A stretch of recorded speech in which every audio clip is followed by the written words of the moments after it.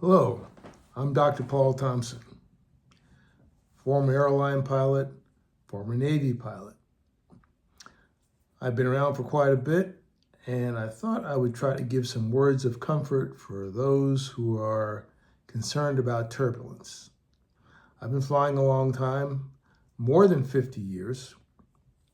I'm a recipient of the Wright Brothers Master Pilot Award, and I've had the good fortune to fly for the U.S. Navy as well as for Federal Express Corporation.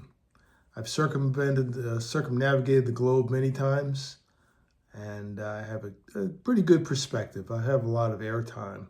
So let me tell you a little bit about turbulence. But before I get into the airplane turbulence, let's talk about turbulence in fluids. You can have turbulence just on the water.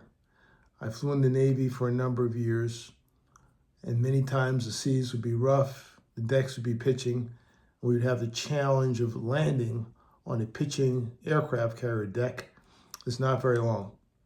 Primary goal is to get one of your wires, to snag one of the wires on the ship to come to a halt. There were times when that was very difficult, near impossible because of the movement of the ship, the turbulence of the seas. A carrier will pitch, roll, and move up and down. You can do any of those things individually, any combination, they can do all three together. Sometimes it's particularly difficult, especially at night. So that was turbulence on the high seas. As far as turbulence in the air goes, if you're a passenger,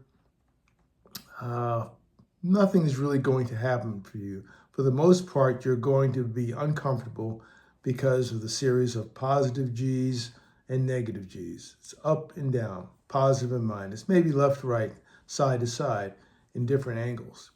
The one way you can get hurt in turbulence is if you don't have your seatbelt fastened. That's when it happens.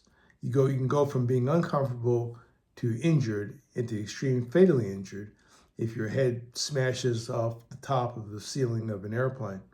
That can be pretty hazardous.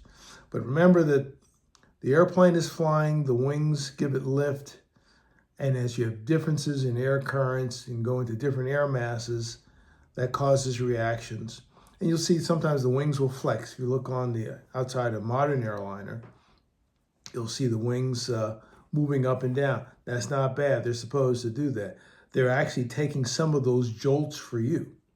If the wings were totally stiff, you would actually feel more turbulence.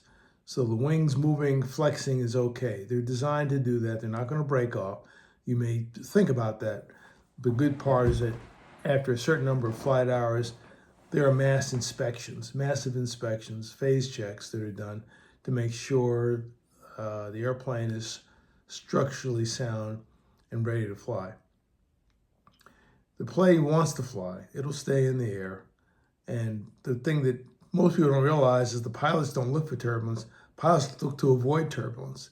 Pilots dislike turbulence more than you do because they're up there all the time. That's their office, that's their home for maybe decades and decades of their life.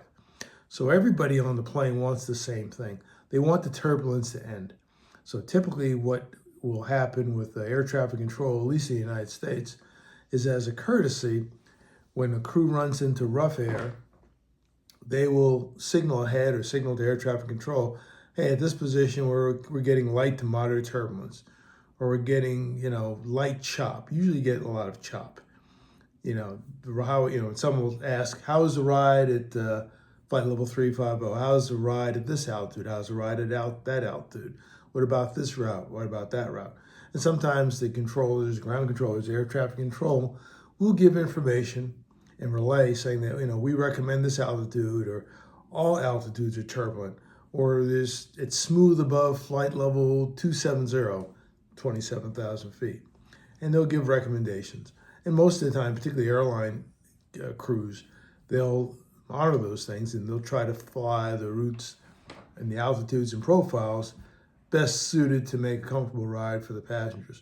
Sometimes that doesn't always work out, and there are times when you're just going to have turbulence for a long time. I've done it many times for hours and hours and hours on end. But everybody wants it to end. I think if you're sitting in the back of the airplane, it's probably a little bit worse think about being on the end of a rope. If you can move the rope a little bit on the front end, at the very back end, it'll probably move more. So if you're in the center or forward, it's probably the best of a bad situation.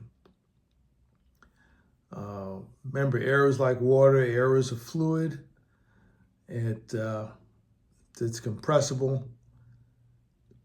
And just like a boat hitting waves, the airplane hits different pockets of air. It could be, global warming is a reality that will affect things.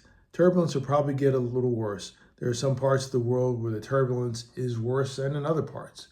Might be by the weather conditions, the makeup of the atmosphere, sometimes the time of day. In any case, next time it's turbulent and you're bumping around, don't panic. Take some breaths. Probably last a few minutes, but be rest assured that your pilot or flight crew up in front is doing the very best they can to minimize your discomfort, and they're trying to find smoother air. And they're probably talking to people on the ground as well as their company dispatchers about what is the best route to get out of this turbulence, or what is the best route to avoid turbulence if some is there. So, hope this makes you feel better, and I look forward to talking to you later. Thank you.